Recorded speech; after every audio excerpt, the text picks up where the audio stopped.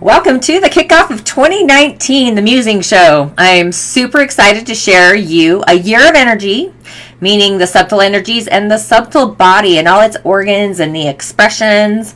And if you haven't subscribed to my podcast, be sure to do, because I am doing an entire year all about energy and the subtle bodies and colors and fragrances and so much more. But today I'm going to muse about the elemental body. What? Yeah, what is that? Well, we're going to get on with the show and explain what the elemental skincare is. So if you have even a little mastery over the 5 elements within you, life will happen the way you want it to. So make sure to subscribe to my podcast, Musing with Tonya Dee, Season 3, because I will be covering all the energy pathways from the galactic frontier first, and then into the physical arena called the Earth plane. Also, if you love a musing show more than another, let a girl know. Comment, share. And if you have questions that might seem of interest to you, I'm sure they will be of interest to others as well. So go ahead and comment on my page, message me, and let me know. And I, in return, will return the favor and let you know I have dedicated a show just to you. So, when you think about the elements in the body, what do you think of? Most people are probably going to, what the hell is she even talking about? Or, of course you are. That's how I feel. But hey, that's totally okay. It's actually perfect, because I'm going to go into the elemental body and hopefully give you a new way to approach and look at your being with new discovery. So your body shape is a morphology of more than your DNA, because the body speaks a very unique language. Whether you consider yourself fat or thin, large or small, white or black, or all the colors of the rainbow in between, for all that matters. In the energy world, all the elements reside within you, and some of them are more lit up than others, and some need to actually get lit up, period. So, when you look in the mirror, what is it that you see? So I am serious. This is going to be more emotionally disturbing for some of you. However, it's also going to be, more importantly, emotionally growing and rewarding as well. So whatever conversation that you're having in your mind when you look in the mirror is the conversation that the body believes that you desire. Emotions play a very large, intricate role into what you see and sense about yourself. So whatever you think starts to become your reality. Now, when I look at the body, your physical body, the house for what ails you, your body manifests into the element that is what your mind believes you desire. Your body will morph into the emotion that you carry in your thoughts and your beliefs. For example, someone who naturally has large hips but a skinny small waist, say, so I sense the emotion of regrets and resentment along with a little anger stem in that space. But what I really want you to understand is that one emotion will actually start feeding another emotion that ultimately the body will start morphing into that area as well. So, a body that has a muffin top, and don't you just love that muffin top? Or a lower pooch during the bellies. They need to release or let go of an emotion. And women naturally have a lower pooch, because we're emotional nurturers, where men generally have a higher pooch because they're protecting their power center and the emotions of being a man. Self-esteem, self-confidence, worry. Now, if you start to gain weight in one area and it will grow into more areas, if you don't change the emotion and upgrade your thinking and your beliefs. So this was just an example. And people that tend to have a higher, full, heavy upper chest is a sign of an imbalance in the heart center. Overly loving, overly nurturing, due to they need to receive love and nurturing from others. And your legs are the area for water energy along with earth. Upper earth is the lower belly, and it also your inner thighs. And fear and grounding, or fear and loathing, what do you fear? How do you nurture yourself? So excess of an element can be shifted by your thoughts and upgrading those emotional thoughts. So you can shift with food or your nutrition quotient or even your love quotient. Your heart center, your beliefs, and your desires create your outcome. So whatever your desire is to shift to a healthier vibration, I say you should actually start loving yourself more. So what is love to you? We generally get our ideas about love from our family of origin, our environment, even the people that we associate with daily. So ask yourself, what is love to you? Now, your body will tell me in a language all on its own, even down to the organ that needs assistance. So is that fun for me to have the ability to look at a person and see and sense the trivial pursuits that are happening in their garden? No. Absolutely not. However, if I can change your thoughts by creating an emotional disturbance to open the core of who you really are, then let the healing and the shift begin. Human beings are generally oftentimes so mean to themselves. The cure is to be more loving to your being. So metal is the season of the fall. It's the beginning and the yin energy. It's the inner energy that houses the area of this lower pooch along with your arms. It hovers over venous circulation, oxygen, the lungs, large intestine. You get the idea. So what do we do in the fall? Obviously, we prepare for the winter and the start of the harvest.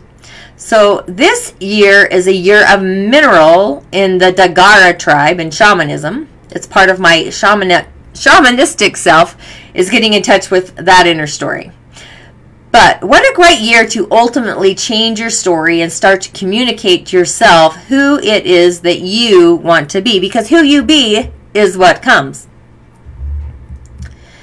Where 2018 was a year of nature and transformation, so change. Most people fear change. In all actuality, we need to embrace the change and know that it's always for the better. The season of the spring and the birth of what is to come. So the liver holds our anger, where the gallbladder is where resentment and regrets manifest. So having a gallbladder issue, ask yourself, what regret is it that you can't seem to release? And even though if you have your gallbladder removed, the energy vibration of that emotion still resides within your body. It's called a phantom effect. So the vital energy of the body resonates there in the spring and the energy of wood. So if you're lacking energy, then I would definitely get your body moving, because one energy feeds another. And yes, you can also be an overly excessive person who gets too much exercise. Fire. So fire is the season of summer and a heavy upper chest.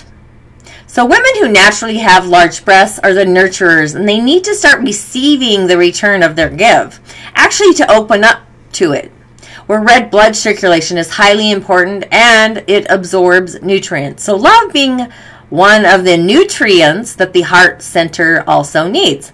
So obviously the heart is very important along with the small intestine. It's the emotion of joy and the not so great emotion of rage, right? So a fire that rages out of control isn't necessarily all that great. So neither is a heart that beats out of control. And winter is the season of water, or water is the season of winter. And it is our kidneys and the bladder. It's our filtering system. So poor circulation of water in the body is heavy lower legs. It's the very yin energy, and it's where the legs are the same size from top to bottom. And fear resides in water. So what is it that you fear? So go to the clarity of your mind. Find your inner peace, or for me, soliciting solitude, the garden, to purify and clarify your emotional and your thought behaviors, also known as an inward journey and meditations. So do you love yourself enough to be alone with yourself? And if you do, what is it you love about yourself when you're alone, or love doing even? So Earth is a transitional phase. It actually happens 4 times a year. It's known as an interseason. So people born in an Earth season actually have the hardest time. Why? Because they're always in transition. It's the stomach and the spleen, and those are the organs of worry and contemplation. And the fluid that rules the energy of Earth is the lymphatic system. And I want you to realize that the lymphatic system is the only system in the body that's activated by movement. So if you're sluggish and full of toxins, you really need to get your move on. Eat foods that assist your lymphatic system because it needs the most assistance of all of the elements. So think of it like this. If you were a fish in a fishbowl, how often would you want your water changed or your filters cleaned? Hopefully at least once a week, right? So your lymphatic system is like your fishbowl. It needs you to move and clean it. And the worst careers for Earth people and Earth imbalances are actually ones where you sit for long periods of time. You really do need to get your move on because that's the only thing that gets your lymphatic system going. So you'll find at first it feels not so fun, but after a while you'll actually start to crave it and your body will start releasing toxicities naturally and all its own. So everybody has the elements within them. So discovering your elemental balance and imbalance creates a venue to sustain healing and health. So I was born in a fire month, a fire year, a wood or a day of nature, and again a fire hour. So fire is the element that I am continually needing to bring into balance.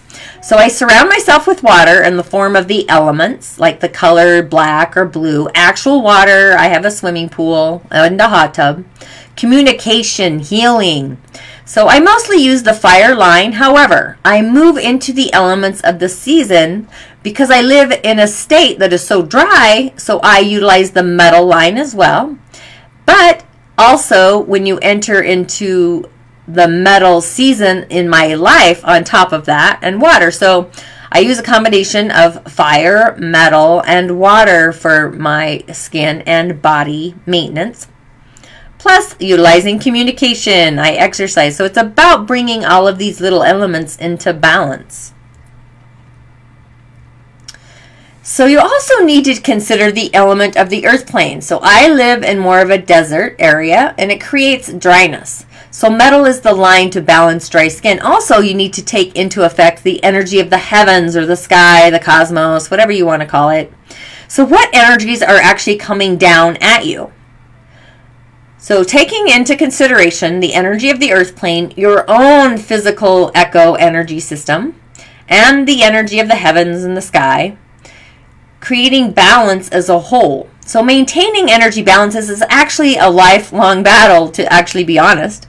But once you understand your elements, it's so much easier to sustain not only your inner health, but also your outer health as well. So I would much rather sustain than worry about my next doctor visit. So if you're in an ill state, ask yourself, what is the expression of the ailment trying to convey to you? And are you listening to your body? Because the body is an ocean of magic. And we seem to have stopped tuning into the body and the rivers that flow through it until we have a crisis happening. So if you have questions or are about curious, comment here or message me as well. And listen to last year's Nature Series podcast. I covered all of the elements and so much more. And thanks for musing with me today, and be sure to check out the launch of TonyaDee.tv. I just finished my nip and tuck and the healing is done. So make sure to subscribe to my podcast as well. I just started the energy series covering the highways, the gateways, the portals, the divine, and so much more. And with all that, be the light that resides within you. Let 2019 be the energy of the season and the year. And as always, thanks for joining me, and I'll see you soon.